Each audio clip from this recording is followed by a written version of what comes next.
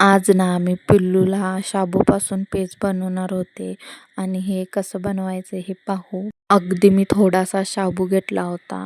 त्यानंतर स्वच्छ पाण्याने धुवून घेतलं. त्यानंतर मी त्याच्यात अर्धा ग्लास पाणी घालून शाबू ना अर्धा तास भिजायला बाजूला ठेवायची. अर्धा तास झाल्यानंतर आपण चेक करून पाहायचं. शाबूमध्ये ना 1 ते 1.5 ग्लास पाणी घालायचं. त्यानंतर छानपैकी शिजून घ्यायचं. 15 ते 20 मिनटं लागू शकतात. अगदी बनवायला सोपे हे कोणीही बनवू शकतं.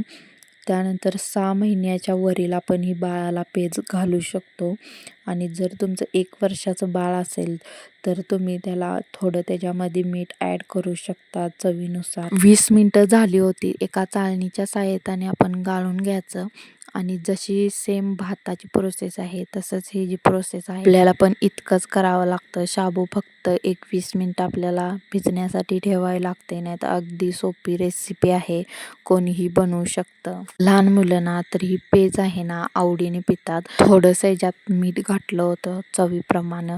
त्यानंतर इथं बघा तिला भाताची पेज मी पाजली होती आणि इथं तिची मज्जा बघा. इकडून तिकडून नुसतं हिचं पळायचं चाललं होतं आणि मी दरवाजा बंद केलेला.